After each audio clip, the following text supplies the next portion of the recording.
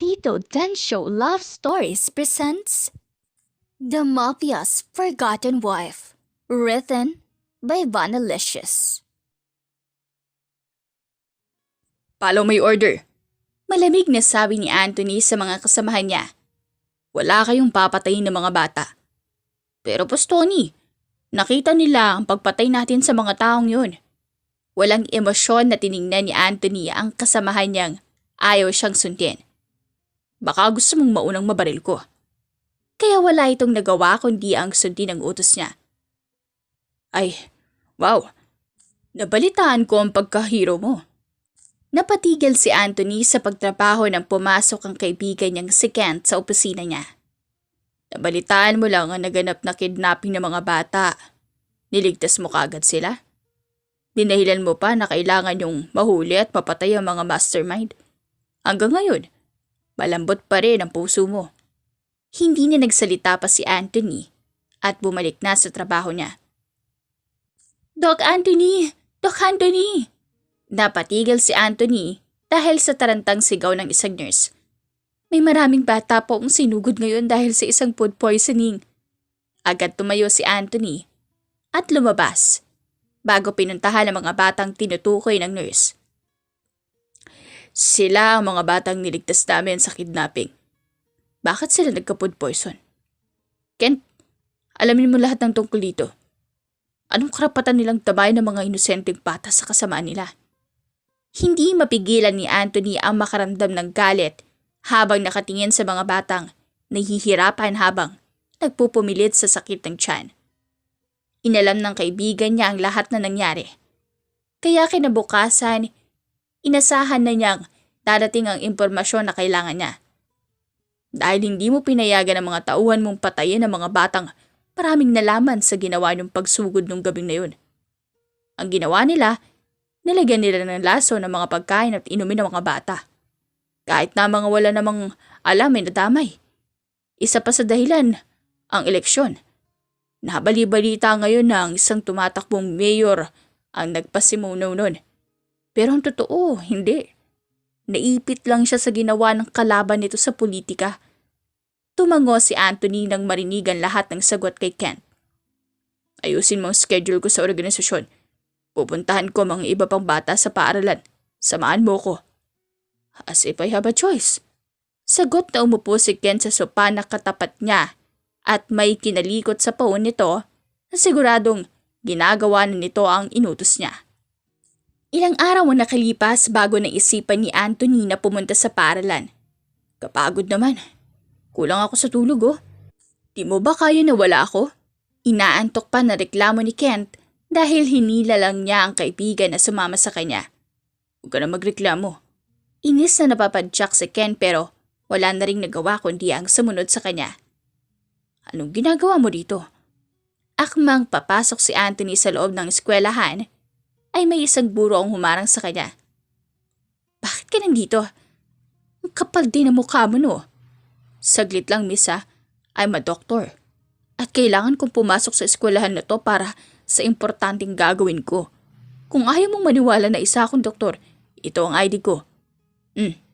Naniniwala ka na? Pwede na bang pumasok? Ngunit hindi pa rin ito umalis sa harapan niya. Walang naging announcement ang pagbisita niyo dito sa paaralan na to. Confirm ng doktor ka base sa ID na pinakita mo. Pero anong pakay mo at nandito ka? Pagmamatigas ng kurong babae.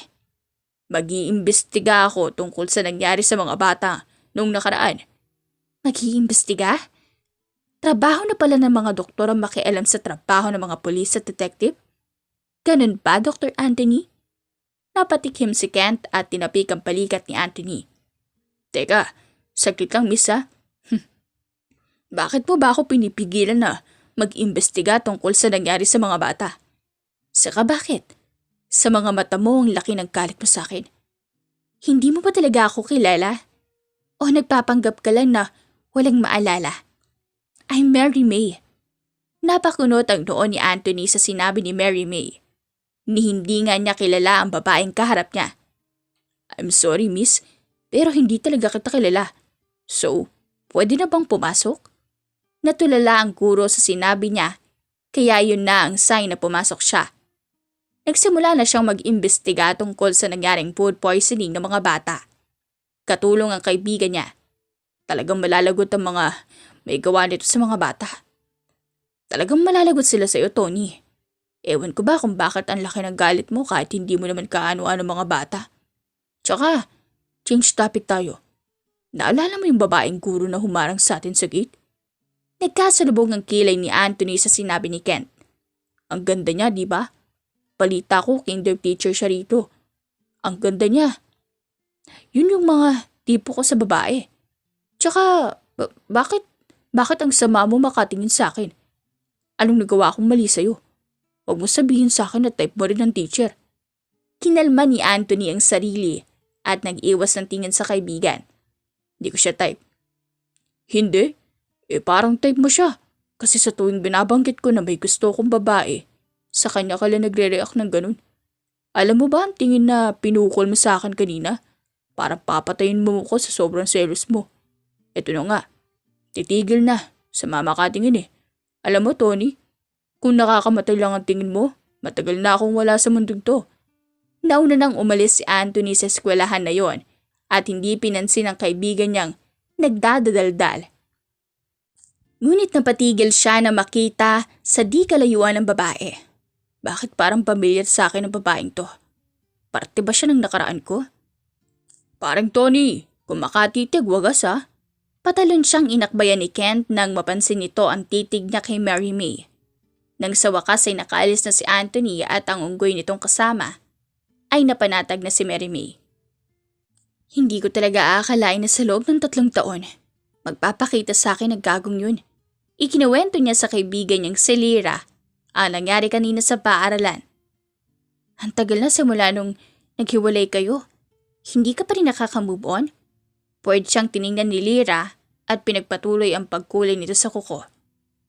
Matagal ko na siyang nakalimutan, no? Kapal naman siguro na mukha niya. At saka, kailangan ko lang naman sa kanya yung ipalik ang kinuha niya sa akin. Ang alin doon? Alin ang kinuha niya? Ang puso mo? Gusto mo kunin ulit? Iritang napabuga ng hangin si Mary May dahil sa pang-aasar ng kaibigan. Wala ka talagang kwentang kausap, Lyra. At isa pa, nakakainis pa talaga dahil hindi niya ako maalala. Baka nga nagpanggap lang siyang walang maalala para hindi na niya kailangan pang mag-explain. Akalain mo yun? Nag-iwan ng goodbye letter. Printed pa. Kainis. Malakas niyang sinipa ang unan na nasa sahig at pabagsak na humiga sa sopa. Sinusumpa ko. Ayoko nang makita ang lalaking yun. Ngunit talaga nga namang mapaglaro ang mundo. Dahil kung sino pa ang pinakaayaw niyang makita, yun pa ang unang sumalubong sa kanya pagkapasok niya sa ospital para bisitahin ang estudyante niya. Bakit ka nandito? Hindi binalita na may gurong pupunta rito sa ospital. Pabalik na ganti ni Anthony kay Mary May na magkita silang dalawa. Wag ngayon, wala ako sa mood. Tumahimik na si Anthony at sumunod kay Mary May. Teka, bakit ba sunod ka ng sunod? Sa pagkakaalala ko, wala akong alagang aso. Wala ka kasi sa mood, baka manira ka ng gamit dito sa ospital. Napatakbo palayo si Anthony kay Mary May nang hinubad nito ang suot na sapatos at binato sa kanya. Agad niya naman itong sinalo at inamoy. Bango ng paa. Ikinaway ni Anthony ang sapatos ng guro bago siya umalis at iniwan nito roon na isa lang ang sapatos na suot. Laki ng ngiti parang Tony ah. Ano yung sapatos sa tala mo? Akmang hahawakan nito ni Kent nang sinipa niya ang kaibigan bago niya ito maingat na inilagay sa drawer niya. Ang weird mo? Isang sapatos lang pero ang laki ng ngiti mo. At isa pa, bakit ka tumatawa habang nakatingin sa sapatos? Kanino ba yan? Salamat sa sagot, pre ah. Na-appreciate ko. Ewan ko sa'yo, Tony. Paala ka dyan. Ngunit ni isa ay walang sinagot si Anthony sa mga tanong ni Kent. Kaya nagmarcha na lang siya paalis at iniwan siyang mag-isa sa opisina niya. Hindi mawala-wala ang ngiti ni Anthony habang pinagmamasa ng isang sapatos. Ngunit napatigil siya at napahawak sa ulo niya nang sumakit ito. Denial niya ang number ni Kent bago ito pinatay. Ilang saglit lang nang dumating ang kaibigan niya. Ayos ka lang ba? Bakit masakit? Ngayon lang ulit sumakit ng ganyan ang ulo mo simula nung lumabas ka sa ospital. Kumuha ng painkiller si Kent at pinainom sa kanya. May nakita ko. Isang babae nasa simbahan ako. Yan lang ang naalala ko. Aloko, nagbabalik na ang alaala mo. Baka kapag nalaman ng leader yan, mataranta yun. Huwag mo nang sabihin sa kanya ang sinabi ko. Alam mo naman na ayaw ng leader na may maalala ko tungkol sa nakaraan ko. Dahan-dahan na tumango si Kent. Ano? Masakit pa ba ang ulo mo? Umiling si Anthony bilang sagot. Yan ang unang naalala niya tungkol sa nakaraan niya. Ngunit kasunod doon ay wala na siyang iba pang maalala. Hindi mawala-wala sa isip ni Anthony ang babae at ang simbahan na naalala niya. Bakit? Para saan? Pero what if yung naalala mo, pumunta ka sa simbahan at pinatay mo ang ikinasal dahil sa sobrang pagkabiter mo? Napatigil sa pag-iisip si Tony at sinamaan ang tingin si Kent. Napakababaw naman. Pero hindi rin masama, di ba? Kung mapatay kita dahil sa kadaldalan mo. Napatakip si Kent sa bibig nito. Tama ka. Napakababaw nga. Hindi nga yan. Agad natanggi nito sa unang sinapi. Pero alalahanin mo, Tony. 2 taon na ang nakalipas pero ngayon lang lumabas ang konting patak ng alaala mo. Baka may nakita kang tao o bagay na parte ng nakaraan mo kaya natigil ang utak mo. At biglang lumabas ang alaalang hindi mo alam kung ano. Parang hindi, Kent. Huwag ka nang magmatigas pa. Ako ang doktor mo kaya alam ko. Alalahanin mo may nakausap, nakita o nakaasaran. Dahilan kaya may naalala ka? Dahil sa sinabi ni Kent, ay biglang lumabas sa isipan niya si Mary May. Ikaw, mga pasyente ko at si Mary May lang ang nakausap ko nung araw na yun. Mary May? Yung kinder teacher na matari sa'yo? Pero malambing pagdating sa mga bata? Wait, palagi mo naman akong nakakausap pero wala ka namang naalala. Palagi ka namang nakaharap sa mga pasyente mo pero wala rin. Hindi kaya si Mary May? Magkwento ka pa. Ano nangyari? Tumikhim si Anthony at umayos ng upo. Inasar ko siya. Tinapon niya sa akin ang sapatos niya kaya tinakbo ko to. Nakatingin lang ako sa sapatos tapos biglang sumakit ang ulo ko. Confirm! Isa si Mary May sa mga susing na wala sa'yo para maalala mo ang nakaraan mo. Napatalon na si Kent sa sobrang tuwa. So, ano ng plano mo? Ayaw ng leader na hinuhukay ko pa ang nakaraan ko. Pero ano ba sinasabi ng puso mo? Tinuro ni Kent ang puso niya at kumindat. Gusto kong maalala lahat. Good.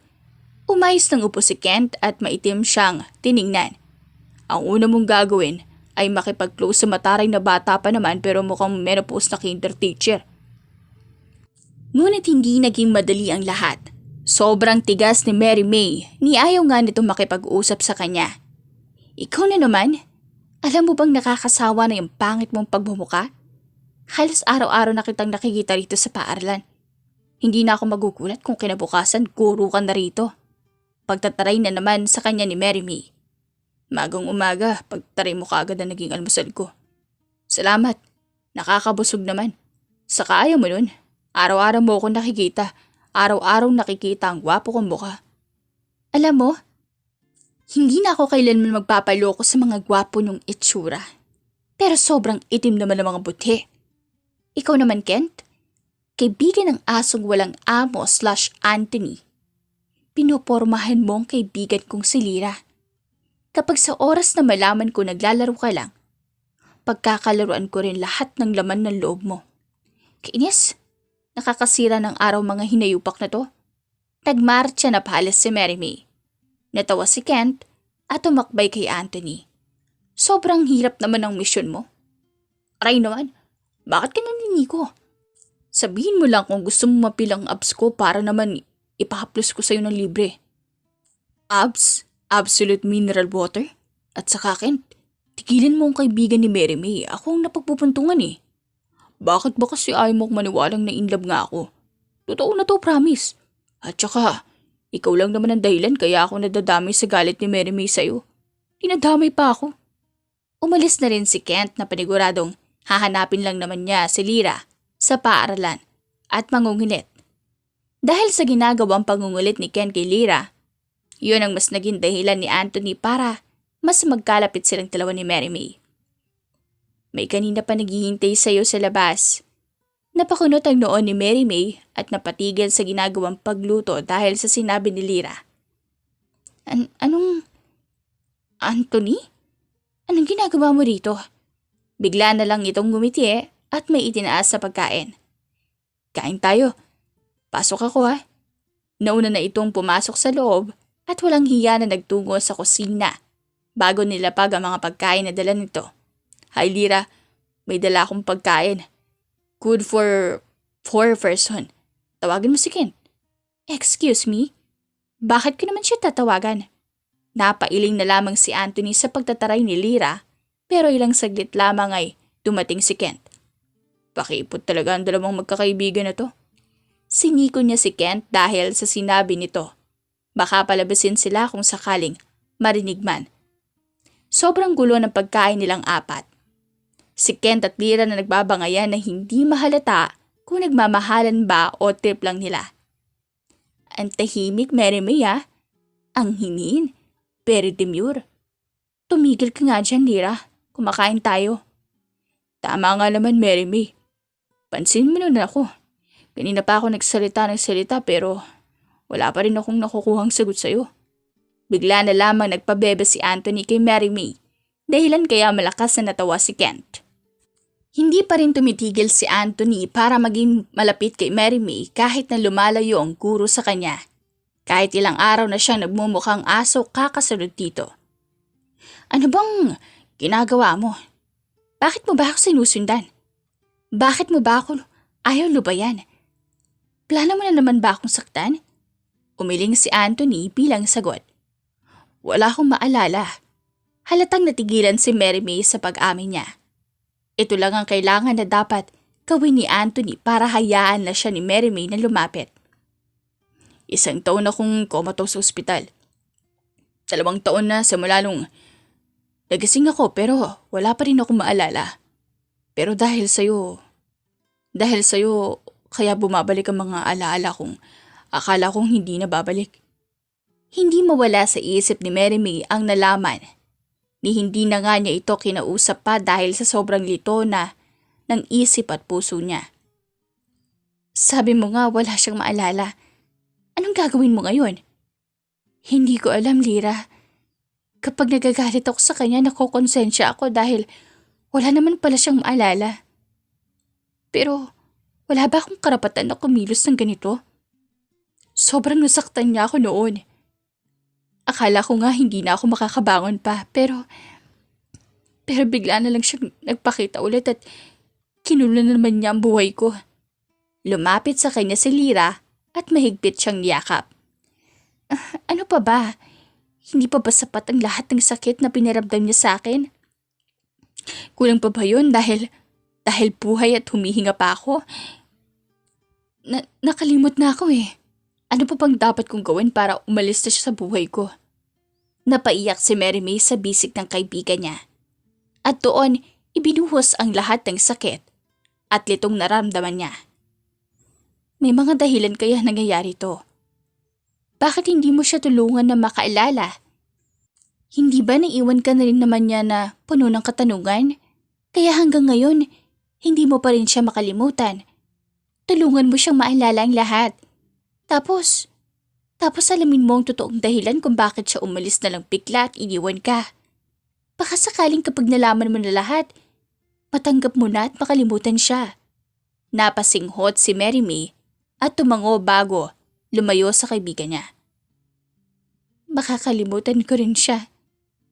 Gagawin ko lahat para mawala na siya sa buhay ko. Kaya tumigil na si Mary May sa pag-iwas kay Anthony at hinayaan itong mangulit sa kanya. So, party ka nga ng nakaraan ko? Anong role mo?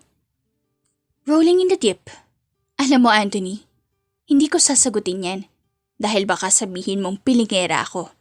So bahala ka na sa buhay mo. At ikaw na ang bahalang makaalala sa mga nakaraan mong tinakwil ka na. Tutulungan lang kita pero wala akong sasabihin sa'yo. May klase pa ako. Mamayang hapon ka na mangulit pa. Umalis na si Mary May at nagtungo sa classroom niya kung nasaan ang mga batang dapat niyang turuan.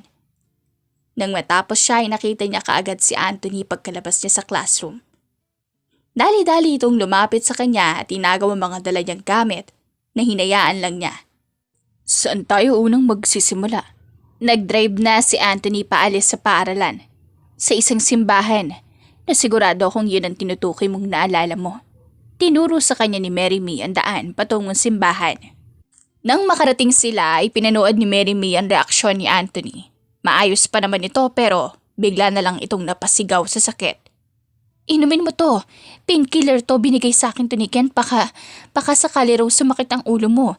Dadalhin kita sa kanya para ma-check ka. Ako na ang magdadrive. Pumikit si Anthony at hinayaan si Mary May ang mag-drive papuntang hospital. Agad nakatulog si Anthony pagkarating na sa ospital dahil sa pagod. Habang si Mary May ay hindi mapakali habang nakipag-usap kay Kent. Hindi ko talaga alam. Tahimik lang naman siya nililibot ang tingin sa simbahan pero bigla na lang siyang napaluhod sa sakit ng ulo niya. Sinagot ni Mary May ang lahat ng tanong ni Kent bago ito umalis at iniwan na muna siya kaya pinagbasta niya si Anthony na magising. Ilang saglit lang bago ito bumangon habang napasabunot sa ulo nito. Akala ko, nasunog ka sa simbahan. Pagbibiro ni Mary May, baka sakaling gumaan ang pakiramdam nito. Akala ko rin nasunog ako at tinapoy ng mga santo sa simbahan. Mahinang natawa si Anthony at napasandal sa headboard ng hospital bed. Pasensya ka na, naging pabigat pa ako sa'yo. Ako na nga may kailangan, ako pa ang pabigat. Ayos lang, pumayag naman ako kaya responsibilidad din kita. Masakit pa rin ba ang ulo mo? Magpahinga ka muna. Naalala ko ang isang seremonya, ang kasal at ang mga pinangako sa harap ng Diyos. Yun lang ang naalala ko.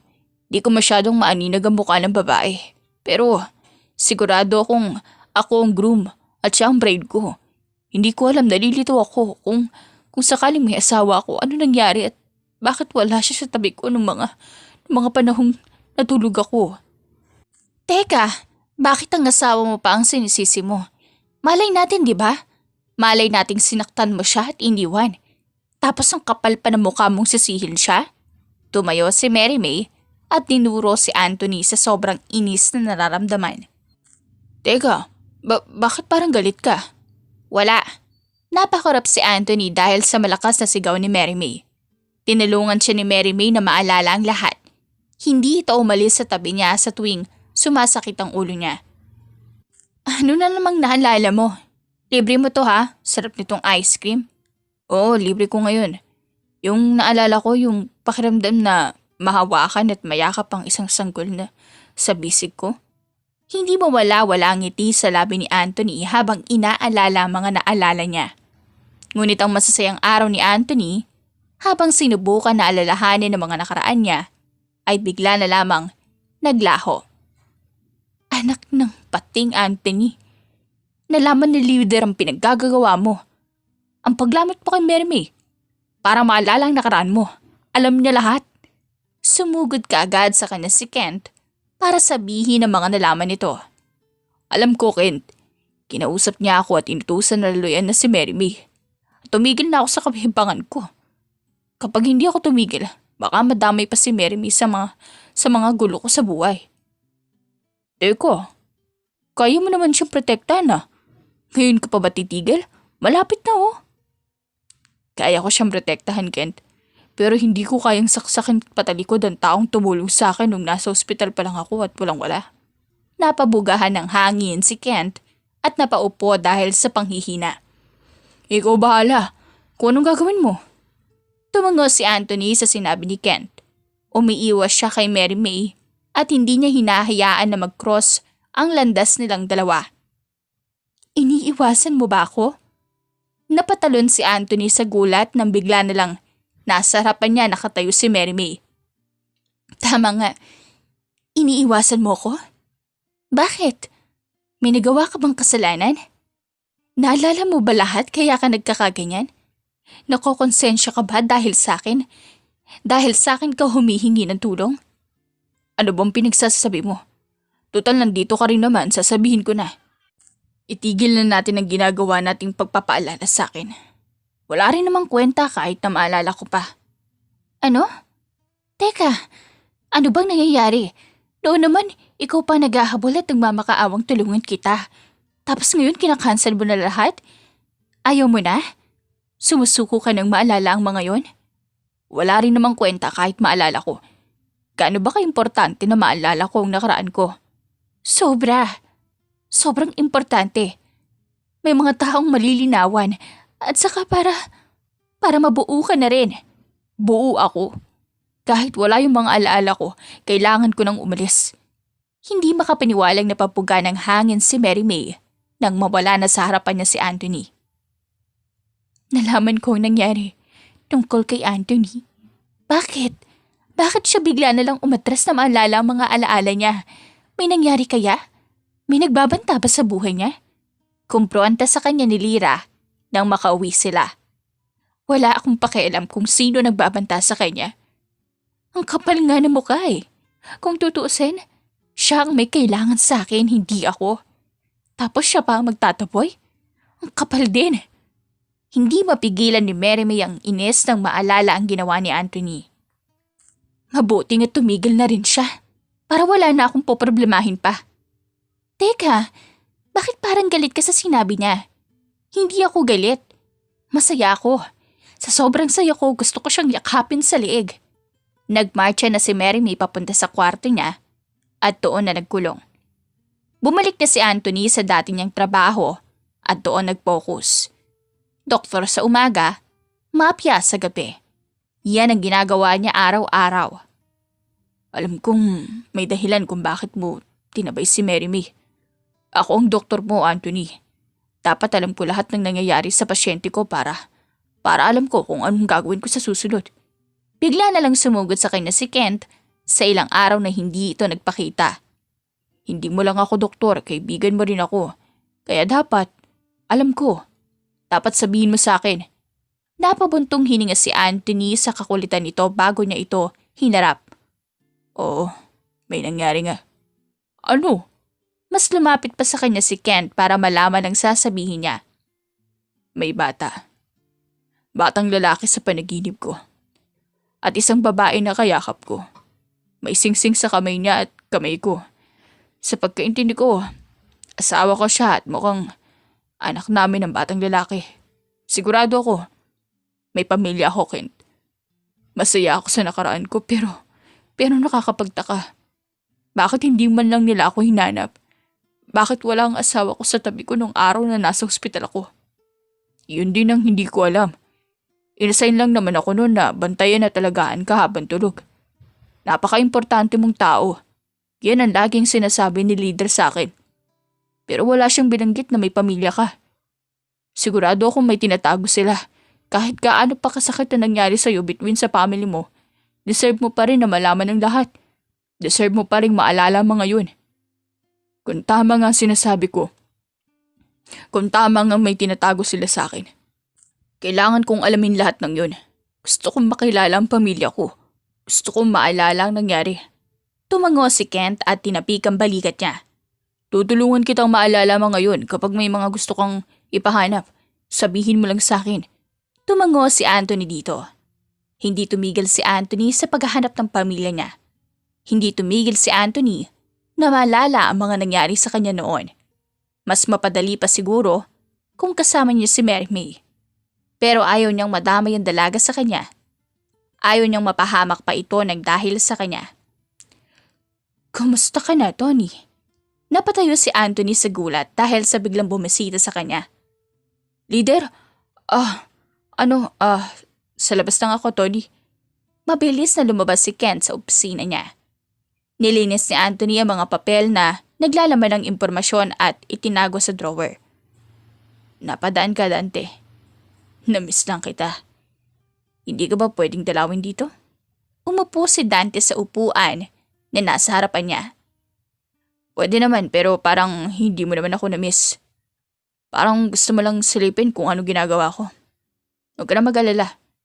Tumigil na ako sa mga ginagawa ko. Tanggap ko nang hindi ko na maalala ang nakaraan ko. Saka, di na rin naman importante ang mga yun, di ba? Di ba, Dante? Hindi naman siguro importante ang mga impormasyon na nasa nakaraan ko. Saglit na natahimik si Dante bago tumango. Hindi na importante. Ang mahalaga, ang ngayon. Bakit ka ba magpapakulong sa nakaraan mo? Tsaka, bakit bigla ka nang na-curious lately sa nakaraan mo? Matagal mo naman nang kinalimutan ito at ibinaon sa hukay. Na-curious lang ako, Dante. Gusto ko lang malaman kung buhay ba ang mga magulang ko. Kung nagkaroon ba ako ng pamilya, ng asawa o di kaya ay anak. Dahan-dahan na sabi ni Anthony. Sinubukan hulihin si Dante. Mukhang maayos ka naman na rito. Aalis na ako. Maayos naman na siguro ang pagbabantay sa ni Kent. Pumunta lang ako rito dahil hindi na masyado nag-update si Kent sa akin sa mga ginagawa mo. Akala ko lang may nangyari ng hindi maganda sa'yo. Nag-aalala lang ako. Alis na ako. Tumayo na si Dante at umalis na sa opisina niya. Grabe! Ang lamig talaga ng presensya ni leader. Agad na nireklamo ni Kent pagkapasok nito. Bakit? Bakit ang lamig ng titig mo sa akin? Nagre-report ka sa kanya tungkol sa akin? Oo. Pasensya ka na kung hindi ko sinabi sa'yo. Ikaw ba ang may dahilan kaya nila nalaman na nagpapatulong ako kay Mary May na maalala ang nakaraan ko?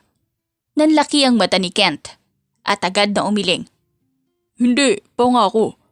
Wala talaga akong alam tungkol dyan. Hindi ko na nga binabanggit kay leader ang ginagawa mo araw-araw kasama si Mary May. Nagtaas ng kamay si Kent at pinakita ang palad nito kay Anthony para maniwala siya. Kung hindi ikaw, ibig sabihin yan, may ibang nagbabantay sa akin kaya mas dapat tayo mag-iingat dalawa. Tumango si Kent. Patago na silang dalawa na nag-imbestiga tungkol sa nakaraan niya para walang makagambala. May nakilala akong makakatulong sa'yo na maalala ang nakaraan mo. Isa siyang doktor. May makina siyang makakatulong sa'yo na maalala ang lahat. Nagpa-appointment kaagad si Anthony sa tinutukoy ni Ken sa kanya. Nakilala nitong doktor. Naganda na si Anthony para sa pagkikita nila ng doktor na inirekomenda sa kanya ni Kent. Ako na magdadrive sa'yo patungo sa lugar na yon. Agad siyang sinalubong ni Kent sa bahay niya.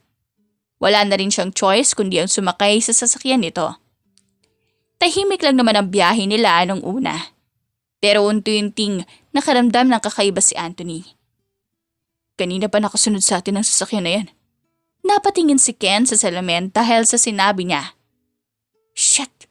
Pinabilis ni Kent ang pagtakbo nang nagpaputok ang mga ito ng paril. Bakit hindi mo sinabi sa akin na may kanina pa pala nakasunod sa atin? Biglang sermon nito sa kanya. Hindi mo naman sinabi sa akin na bantayin ko pala dapat at sabihin sa'yo kung sakali mang may sumunod sa atin. Napakapiloso mo, Tony. Siyempre, hindi ko ba sinabi sa'yo yan? Dahil hindi ko naman aakalain na may susunod pala sa atin at papuputukan tayo ng baril. Bago pa tayo makapunta sa destinasyon natin, patay na tayo. Ano na naman ginagawa mo? Bumaba ka nga. Bakit mo ba nilabas kalahati ng katawan mo sa bintana? Mahuhulog ka, Anthony, ano ba? Hinila siya ni Ken pero mahina lang niya ito sinipa. Huwag mo kong galawin. Nagpupokus akong barilin ng gulong nila. Shoot! Headshot! Masayang bumalik si Anthony sa upuan niya nang nagtagumpay siyang paputukan ang gulong ng sumusunod sa kanila. May sasakyan sa harapan, Kent. Tumingin ka nga sa dinadaanan mo. Biglang nataranta si Kent at iniliko ang sasakyan para makaiwas sa aksidente. Uy, ayos na. Tapos na. Bakit ka nakahawak sa ulo mo? Inihinto ni Kent ang sasakyan sa gilid at sinilip si Anthony. Ang sakit ng ulo ko. Ang sakit ng ulo ko, Kent. Napasipa si Anthony sa sasakyan dahil sa kumikurot niyang ulo. Ang sakit. Napapikit siya sa sakit at iyon ang huling naalala niya bago siya nawalan ng malay. Nagising si Anthony sa isang hindi pamilyar na lugar. Napabuga siya ng hangin at umupo. Tinanggal niya mga nakaturok sa kanya bago siya tumayo at lumabas sa kwartong yun. Ayos ka lang ba? Tumakbo si Ken palapit sa kanya na makita siya nitong kising na. Hindi ka pa dapat tumayo. Nagpapahinga ka pa sana. Pinakaba mo ko. Aray, pasyente mo ko. Bakit ka namamalo? Napahawak si Anthony sa braso niyang pinalo ni Kent. Pasyente kita pero kaibigan din kita. Akala ko kung ano nangyari sa'yo.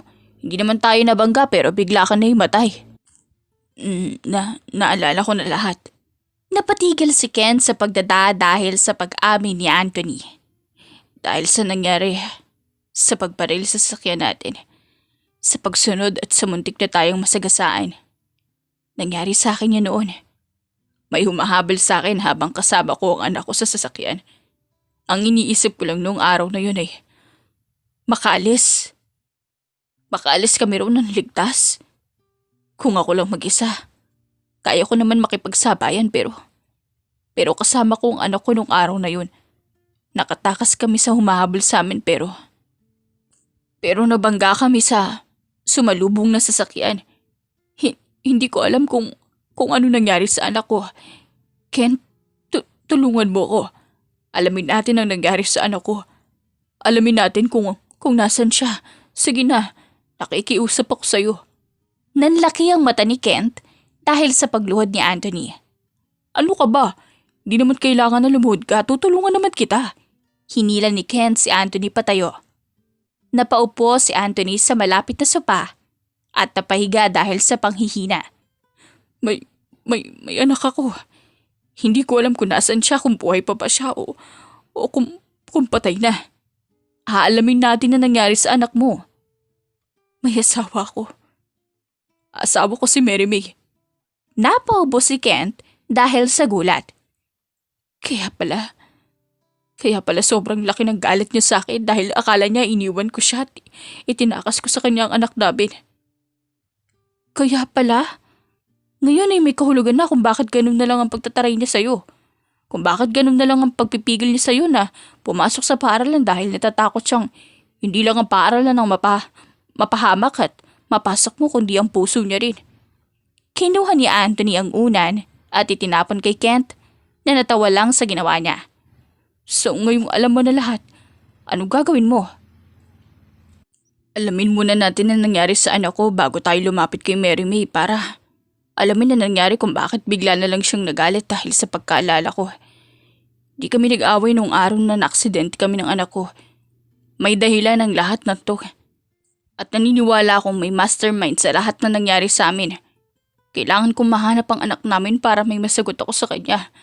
Kung sakali magtanong siya, ayoko na siyang saktan palalo. Itinuro ni Anthony ang lugar kung saan niya huling naalala ang aksidente. At nagsimula na silang mag-iimbestigang dalawa ni Kent. Nakakapagtaka paring Tony. Ikaw lang ang tao sa sasakyan. Walang batang sinugod sa ospital. Sabi mo, di ba 9 years old ang anak mong lalaki? Pero wala silang batang lalaki na nakita sa aksidente. Nakakapagtaka nga eh. Sabi mo may bata pero sa record, wala naman. Isa lang ang ibig sabihin niyan, Kent. Umupo si Anthony sa katapat na upuan ni Kent. Buhay pa ang anak ko. At kailangan natin siyang hanapin. Anong susunod natin gagawin? Hanapin ang sasakyan na bumaril sa amin noong araw na yun. Alam kong wala na yun siguro ngayon. Natapon na ang sasakyan o sinira na ito. Pero kailangan pa rin nating alamin kung anong itsura. O kung sakaling meron mang kuluang magbibigay sa atin para magduro kung sino ang taong may likod na nangyari sa pamilya ko. Tumango si Kent at may kinalikot sa cellphone nito. Magsisimula na ako magganap. Napangiti si Anthony sa naging sagot ng kaibigan niya.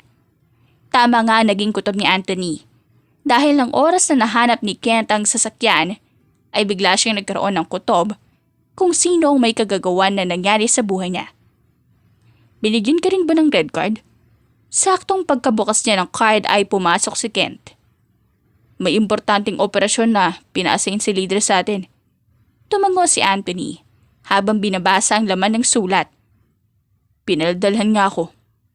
Naganda na silang dalawa para sa pagsugod. Nang matapos sila, nagpahinga na silang dalawa. Inexpect na ni Anthony na ipapatawag sila ni Dante dahil sa nangyaring misyon nila. Anong ginawa mo, Tony? Ang sabi ko, hulihin niyo ang mastermind. Hindi ko sinabing patayin niyo lahat. Pasensya ka na, Dante. Mukhang sira na ang mata ko at mali ang nabasa ko. Napasigaw si Dante sa galit at itinapon ang mga gamit na nasa malapit lang. Pinaalis na rin silang dalawa ni Kent pagkatapos sermonan. Hindi mawala-wala ang tawa ni Kent na makalayo na sila roon. That was the first time na sinaway ko si leader. Ang ganda pala sa pakiramdam. Ang kailangan mo lang sundin palagi ang puso mo.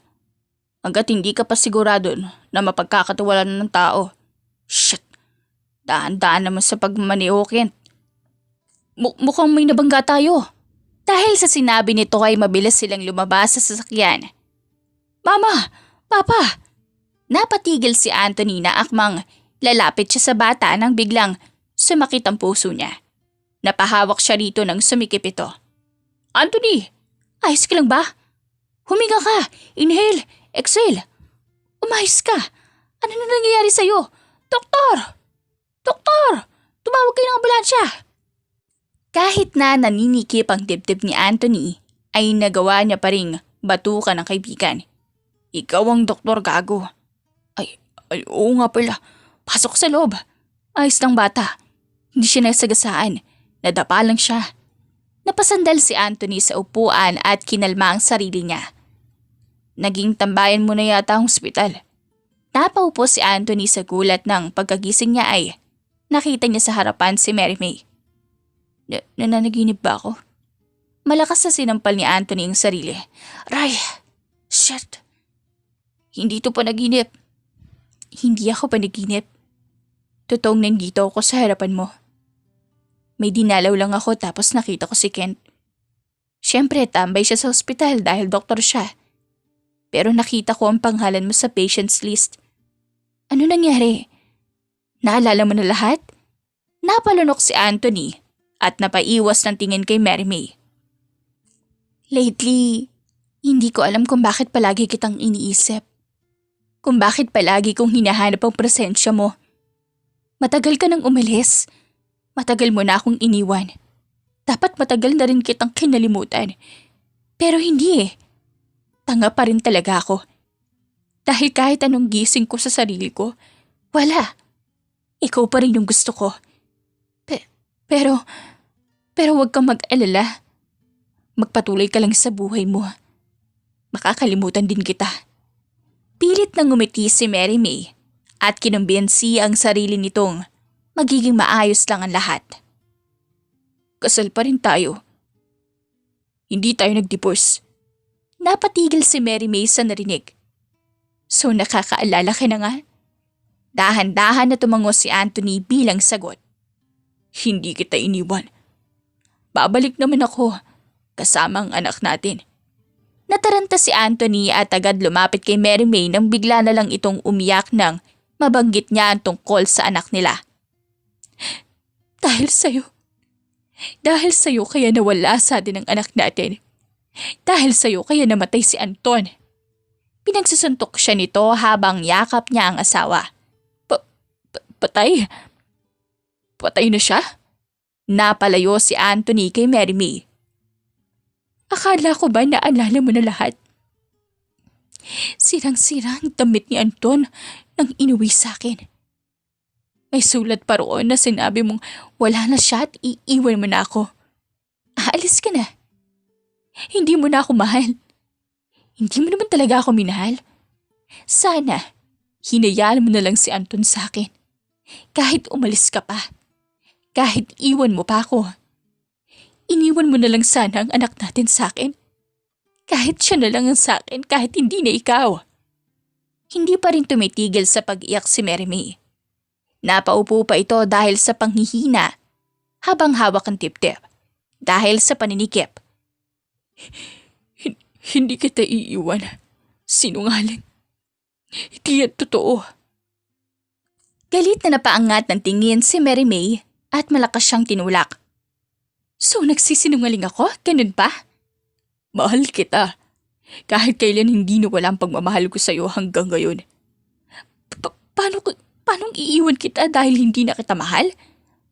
Bakit ko ilalayo sa'yo ang anak natin kung ako di ka maiwan-iwan? Ano bang nangyayari rito? Narinig mula sa first floor yung mga sigawan nyo. Biglang pumasok si Ken para patahimikan silang dalawa. I know may problema kayong dalawa, pero hindi soundproof ang hospital. At saka hospital to. Maraming mga nagpapahingang pasyente. Kinalma ni Anthony ang sarili at hinila si Mary May at pinaupo sa kama katabi niya. Malis ka na. Ayos na kami rito. Si Kent ay napailing na lang at iniwan sina Anthony at Mary May. Pinikit ni Anthony ang mata at niyakap si Mary May habang nagsalita. Hindi ko alam kung ano nangyari sa anak natin. Ang naalala ko lang ay na-aksidente kami at wala na ako ibang maalala bukod doon. Kung sinasabi mo ngang wala na siya, triple ang ibabalik kong sa kanila. Ngunit pinigilan siya ni Mary May. Huwag na. Hindi rin naman siya babalik kahit nagumanti ka pa. Kahit ganon, manatili ang plano ni Anthony. Nang makalabas siya sa ospital, hinarap niya si Kent at walang pag-alinlangan na sinabi, Uubusin ko silang lahat, Kent. Sinubukan siyang pigilan ni Kent. Ano ba talaga nangyari sa anak mo? Kung talagang patay nga siya, bakit walang katawan na nakita at pinakita kay Mary May? May posibilidad na buhay pa siya. Ngunit hindi nagbago ang desisyon ni Anthony.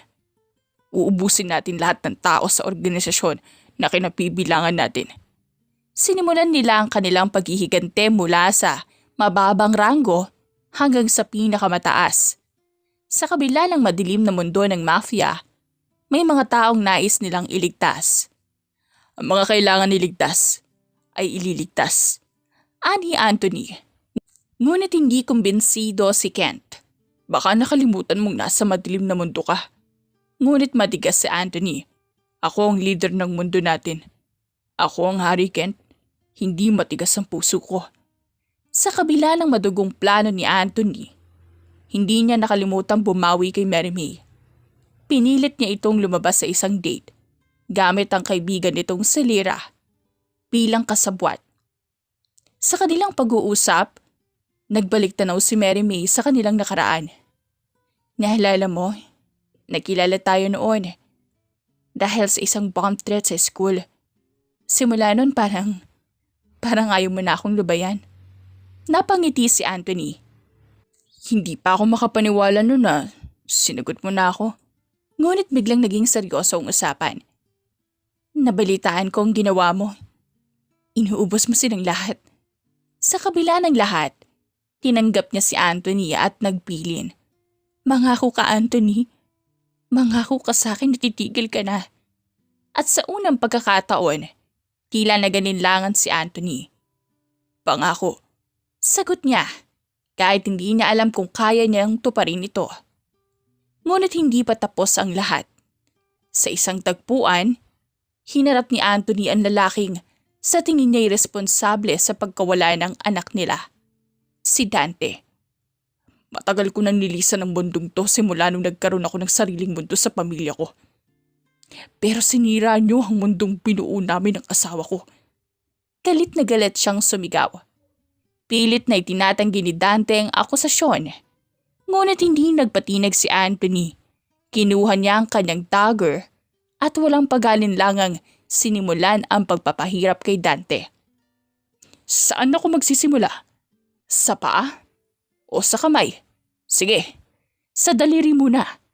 Sa bawat sigaw ng sakit ni Dante, mas lalo lang tumitindi ang galit ni Anthony. Determinado siyang malaman ang katotohanan, anuman ang mangyari. Nang marinig ni Anthony ang pag-amin ni Dante, napatigil siya saglit. Ngunit hindi nagdalawang isip na putulin ang isang braso nito. Dahilan upang mapasigaw si Dante na sa matinding sakit. Shit! Anong ginagawa mo, Anthony? Sigaw ni Kent habang lumapit kay Dante. Ngunit walang pakialam si Anthony. Hayaan mo siya. Mamamatay din yan. Dahil sa dugong mawawala sa kanya. Yan lang ang alam kong magpapahirap pa sa kanya. Tinungo niya ang abandonadong bodega, kinuha ang gasolina at pinaliputan ang upuan ni Dante bago sindihan ito. Habang lumalagablab ang apoy, pilit na sumisigaw si Dante. Ngunit mas nagulat si Anthony nang biglang isigaw ni Kent. Tumigil ka na, Anthony! Buhay ang anak mo! Buhay si Anton! Nayanig ang mundo ni Anthony sa narinig. Si Anton? Ang anak ko, tinutukoy mo, di ba? Nasaan siya? Sabihin mo sa akin, Kent. Nasaan ang anak ko? Biglang lumitaw si Mary May at napatigil si Anthony nang marinig ang boses nito. Anthony? Humakbang ito papalapit sa kanya, ngunit agad siyang hinirangan ni Anthony upang hindi makita ang naglalagablab na apoy. Ngunit matalim ang tingin ni Mary May sa kanya. May tao sa loob ng apoy na yan. Patayin niyo! Patayin niyo ang apoy, isa! Mariing napapikit si Anthony bago pasigaw na inutusan si Kent. Patayin mo, Kent! Agad namang tumalima ang kaibigan. Na makita ni Mary May ang dugo ang suot ni Anthony. Agad itong nag-alala. Oh my God! Ano nangyari sa'yo? Bakit puno nagdugo ang damit mo? Agad na tinakpan ni Anthony ang mga mata ng asawa upang hindi nito makita ang putol na katawan ni Dante. Lumabas sila sa abandonadong gusali upang maiwasan pang may masaksihan si Mary May. Anong ginagawa mo rito? Paano mo nalaman na nandito ako? Tanong ni Anthony habang pilit na pinapakalmang sarili. Habang mahigpit na niyayakap ni Mary May ang anak nilang si Anton, hindi niya mapigilang mapaiyak. Ilang taon niyang pinanghawakan ang paniniwalang wala na ang anak nila. Ngunit heto siya ngayon. Buhay, matangkad, at halos hindi niya na halos makilala. Anton, anak ko? Mahigpit niya itong hinagkan. Takot na baka isang panaginip lang ang lahat. Habang pinagmamasdan ni Anthony ang kanyang mag-ina, tila isang matinding bigat ang nawala sa kanyang dibdib. Tinapik siya ni Ken sa balikat at pabirong nagsabi, Kamukhang kamukha mo, 12 years old pa lang ang anak mo, pero napaka-mature na ng mukha. Ang tangkad din, lumaking gwapo. Kumiti si Anthony at mayabang na sumagot. Nagtaka ka pa, ang gwapo ng tatay. Natawa sa lira nang marinig iyon, kaya binulungan siya ni Kent. Gusto ko rin ng anak na kahawig ko. Tapos, anak na babae na kahawig mo. Napailing si Anthony bago sumagot. Magsitigil ka dyan, sing-sing muna bago bata. Lumapit si Anton kay Anthony. Pero bago pa ito makapagsalita, napansin niyang hindi tumitigil sa pag-iyak ang ina niya. Dad? Tumango si Anthony at ngumiti sa anak niya. Ayaw tumigil ni Mami sa pag-iyak. Natatawang sabi ni Anton. Hinaplos ni Anthony ang buhok nito bago hinila sa isang mahigpit na yakap. Kasalanan mo yan. Buhay ka pala tapos hindi ka umuwi. Liga nga rito, payakap ako. Nang marinig iyon, saka lamang tuluyang bumitaw si Mary May sa anak niya. Hinayaan niyang si Anthony naman ang yumakap kay Anton. Welcome, son. Mas lumalim ang yakap ni Anton sa kanyang ama. Hindi siya makapaniwala na sa wakas, muling buo ang pamilya niya. Sabay silang 5 kumakain ng tanghalian at hindi mawala sa mukha ni Anthony ang matamis na ngiti habang pinagmamasdan si Mary May na panay ang pag-aasikaso kay Anton. Para bang gusto nitong bumawi sa mga panahong hindi nila kasama ang anak nila. Matapos ang kanilang pagkain, nagtungo silang lahat sa sala upang tuluyang malinawan ang lahat. Ano nangyari, Anton? Tanong ni Mary May habang mahigpit na hawak ang kamay ng anak. Paano ka nakaligtas? Sobrang nagalala ko nung binikis sa akin ang sinasarang damit mo. Akala ko wala ka na. Malalim na bumuntong hininga si Anton bago nagsimula ang kanyang kwento. Nung sumabong sa sasakyan na itulak mo ko, Dad. Ikaw ang inabot ng malakas na pagsabog pero ako, natalsik pa palayo. May isang lalaki na nagligtas sa akin at dinala ako sa ibang lugar. Hindi ko alam kung sino siya pero Pinalaki niya ako at itinuring na parang anak. Hindi ko alam na buhay pa ako. Buhay pa kayo. Hanggang ngayon. Napatingin si Anthony kay Kent at parehong may bumabagapag sa isip nila. Sino ang lalaking nagligtas kay Anton? At bakit siya lumitaw ngayon? Habang pinagmamasdan ni Mary May ang mag-ama niyang sobrang tuwang-tuwa sa paparating na baby, hindi niya maiwasan mapanghiti. Ramdam na ramdam niya ang pagmamahal at kasabikan ng dalawa. Lalo na ni Anthony na tila mas ganado pang halagaan siya ngayon. Hindi rin magkamayaw si Anton sa pakikipag-usap sa tiyan niya. Kahit na ilang buwan pa bago lumabas ang baby. Babysitter, promise ako magbabantay sa'yo. Walang maliligaw sa'yo, promise yan. Natatawang hinaplos ni Mary May ang ulo ni Anton. Anak, hayaan mo siya magka-boyfriend kapag nasa tamang edad na siya. Biglang sumabat si Anthony. No, boys until I'm still alive. Napailing si Mary May at tinampal ng mahina ang balikat ng asawa niya. Hay nako Anthony, baka matroma yung bata sa inyo. Pero sa kabila ng pang-aasar, kitang-kita niya ang excitement at pagmamahal ng pamilya niya para sa bagong miyembro ng kanilang tahanan. Dahil sa sobrang excitement, agad na nagpaayos ng kwarto ang mag-ama para sa baby. Kahit na ilang linggo pa lang siyang buntis, nagplano rin silang mamili ng baby clothes kahit hindi pa nila alam ang eksaktong gender. Bibili tayo ng damit ni baby bukas. Seryosong sabi ni Anthony habang yakap-yakap ang tiyan niya. Anthony, wala pang gender yung anak natin. Saka na, magsasayang ka lang. Sagot niya. Pero umiling lang si Anthony. Hindi tayo magsasayang. Magagamat natin yan. Dadami pa ang anak natin. Napailing na lang si Mary May at natawa. Habang lumilipas ang buwan, todo alaga sa kanyang mag-ama. Lalo na nang tuluyan ng makumpirma na babae nga ang pinagbubuntis niya. Babae, Dad! Babysitter, hi baby! Si Kuya Anton ba to? Masayang sabi ni Anton habang kinakalikot ang tiyan ng mami niya. Napangiti si Mary May habang tiningnan ng dalawang excited na lalaki sa buhay niya. Isang masayang pamilya. Yun lang ang pinapangarap niya. At ngayon, natupad na. Balik na ako sa room ko, tatapusin ko lang ang homework ko. Hinaplos ni Anton ang tiyan niya bago ito umalis na kaya naiwan silang dalawa ng asawa niya na nagpapalambing na parang bata. Magkakaroon tayo ng prinsesa sa bahay, Reyna ko. Tinampal ni Mary May ang pisngi ni Anthony dahil sa sinabi nito. Salamat sa lahat ng binigay mo sa akin. Salamat sa pagtanggap mo sa akin. Nakilala kita bilang guro. Naging asawa mo ang isang retired mafia. Kahit gaano pa ako kasama, hindi mo hinusgahan ang pagkatao ko. Kaya nung naisip at naramdaman ko na mahal kita para maging karapat-dapat sa'yo, kailangan kong baguhin ang sarili ko. I tried to fit in. Akala ko hindi ako makakapasok. Pero kasyang-kasya ako. Thank you for letting me in. Thank you for choosing me. Thank you for loving me. Thank you for everything. Hinaplos ni Anthony ang pisngi ni Mary May at hinalikan ng asawa niya ng buong pagmamahal. Hindi ako magsasawa na mahalin ka.